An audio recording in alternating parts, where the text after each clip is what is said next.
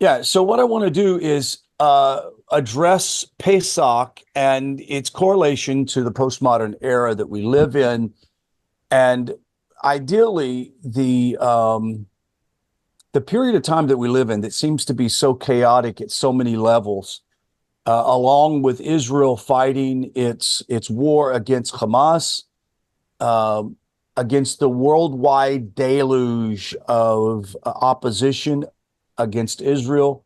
If you look at the campus of Columbia University, it's horrible. They're calling for the resignation of the president of Columbia. It's not even a safe place for professors, Jewish professors, to even go into the campus now. What does this all mean? And by no means do I think that this should be a tirade uh, of the skies falling. Jiminy, what do you call it? What's the name of the chicken that goes around the skies falling because a nut hit it on its head, or the duck?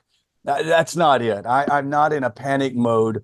As a matter of fact, I don't think that panic mode should be uh, the mindset for any pious individual, to include uh, the Jewish people in the world, because we do know that this is part of the order that the Holy One, blessed be He, has put into place. Now, I sort of feel that I'm a faithful man and very secure in my connection to Hashem, but there are times that we can watch the news and feel troubled, feel a little shaken, and I have to really like go center myself in meditation and prayer to say, okay, Hashem, and remind myself of how much He is in control of every aspect of the world, to include the very grass that I stand on. So we are very secure. The world is very secure. I don't know that the world is going to be very secure for those who are evil and who are against the name of Hashem. And it is interesting that society seems to be bifurcated into two very distinct sections. One are those who believe in God, who believe in a higher morality, who walk in peace with their friends and their neighbor, who are full of compassion and love for each other. Um, those are people who are the righteous in the nations. And then those in the nations who have no God, who disdain God, who disdain the very idea of any type of morality or religion. And I'm not, and look, I'm not even talking about evil people. I'm not talking, I don't say that these people are, all of these people are evil. They're most definitely, many of them, very ignorant, and they just don't know. But clearly, they have chosen a path to support that which is dark and that which is not holy. As a matter of fact, it seems that there's a segment of society, they look at people that live in a level of righteousness and holiness with disdain.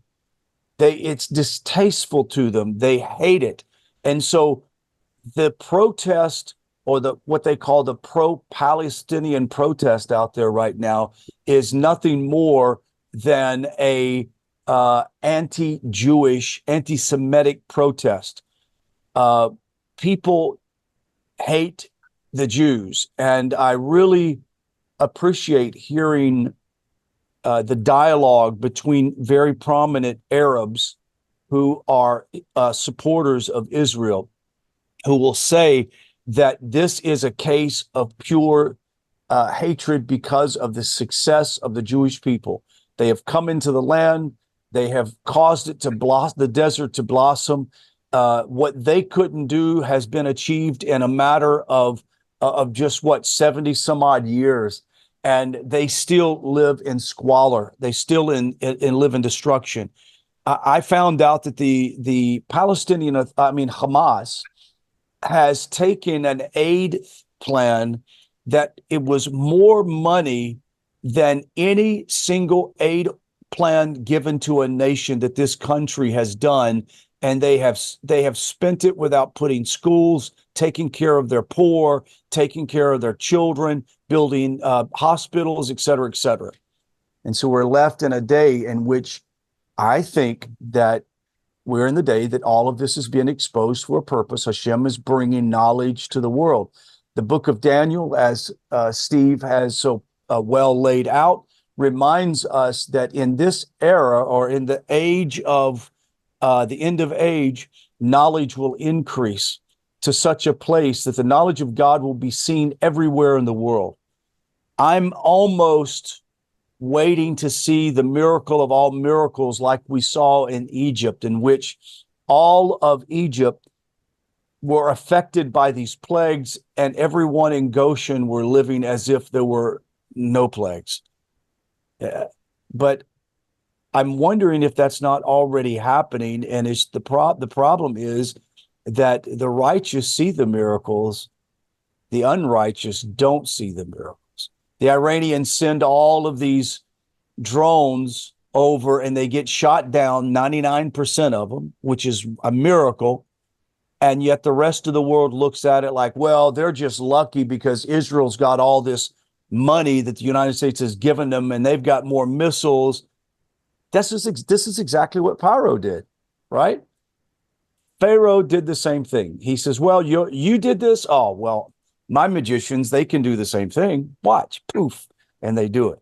It's the same mentality that's going on that was in the time of the Exodus. But I do find it interesting, and I would like to address just momentarily before we start our discussion, is the deal that Pharaoh wanted to make with Israel. Do you remember this, when he gave three options? One was, well, you can worship, just do your sacrifices and be done. Do it here, right? And the next was, oh, you can go out and do yours right out there in the desert, right? But leave your women and children back here, and your cattle, et cetera, et cetera. Well, that wasn't going to work. We knew that wasn't. And then Moses even had to say, look, we can't do that because everybody needs to be part of this worship, this sacrifice to Hashem. And then the sacrifice would require sacrificing animals that were the very deities of Pharaoh.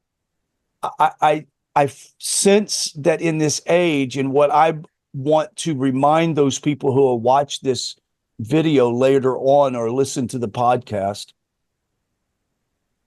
to not be assuaged by the deals that seem to come into your mind that are being planted by the negative forces that say, don't get so worked up about all of this. You know, we get the right president in office, or if Netanyahu could get booted out, or if we could get a new government, you know, whatever, that everything will go back to normal, will be fine just right here. I really do sense within the very core of my being, and in reading the sages of blessed memory, we realize that there has to be a turmoil that takes place that helps to elevate not only the righteous, but elevate the unrighteous, so that everyone can see what it actually is, so that we can see evil for what it is. And there were times in my life that I never saw these negative forces as negative as they were. I found them as people, oh, these are people just with a different opinion than I have. Or these people are just on the different side of a philosophical perspective. But my goodness, when you hear what they are preaching, what they're screaming in the streets, they're calling on the death and the murder of a whole people. And that's not strange. Now, to us, it's very strange. It's very odd. But we're hearing people chant on the campuses of Colombia and on the streets of France and England, death to the Jews, death to the land of Israel. it's no longer a platitude. And I think that for the longest time, we just were able to say, oh, those are just the crazy Arabs. They say those kinds of things. They're just excited people, and they just get in your face and say things they really don't mean. But let's pause for a second and think about the 20 some odd year war, good, bad, or ugly, okay, that the United States and its allies were in against terrorism. Do you and I remember the videos of people having their heads sawed off on video? Like, what culture does that? Now, mind you, cutting people's heads off for effect and for fear is nothing new. It's been going on since the very beginning of time. The act of a public execution started with Cain and Abel. Okay, so we know that that is a plausible thing that we have within our culture. But to promote it and to put it on video and to show it around the world, my eldest son, Nathaniel, who's retired officially and will be home in a few weeks, he spent 7.5 years in war. He's got 7.5 years calculated time in combat. Since the Second World War, men didn't serve that long. This is what the operation community does and people that stayed in the military. And he explained that the videos that they would get off the phones of these terrorists that were arrested or killed were things that he can't even talk about because they're so horrendous. Like, just to speak about them is too nauseating for him to even discuss. And he says these people are absolutely evil. Now, my son is not a particularly religious guy, okay? Pretty much a secularist. He's a righteous, moral person, but he calls that evil. Why? Because there's nothing in this modern society that we're in does that. We're living in a country where we don't see that kind of stuff. That's pretty common in a lot of places of the world, but the terrorism that struck the world and has grown since that time, and thank God we did tamp it down to the place that it's not as much. As a matter of fact, we're paying the terrorists in Afghanistan to be good. Did you know that? Like $240 million a week or some ungodly amount of money that they're paying them to just be good. Now, what happens when the money runs out? Right? Israel thought that they could placate Hamas by giving them Gaza. I remember, and Ari Abramowitz told me personally about being there, first as a protester and then as a soldier in Gaza to kick people out. He said it was sickening, like he refused to do it. He said, could you imagine being in a moral dilemma to where you are a patriot and a soldier and a believer in your land, and then you've got to go into synagogues? Do you remember that when people had themselves chained in synagogues in Gaza? One of the most ancient synagogues in the state of Israel was in Gaza. And it was completely razed by Hamas when they were taken out. Jews crying, teenagers crying and weeping and wailing as they were being ripped out of Gaza. Israel thought maybe this one thing to appease them will help. But one of the things that we always know, you can never appease a bully. You can never appeal to the common sense of an evil, ungodly generation. You can't do it. I am glad that Israel has attempted to do that over the period of time. They've actually tried. Now they don't have to apologize for anything, and I hope that they complete the cycle. But this is not up to the political system in Israel. This is up to Hashem. And he's bringing this all to a head. He's exposing the evil in the world. And what do we say about all this? We say this, that the second Exodus is coming. They say that the return of the Jews to the land of Israel will be greater than that of the time of Moses.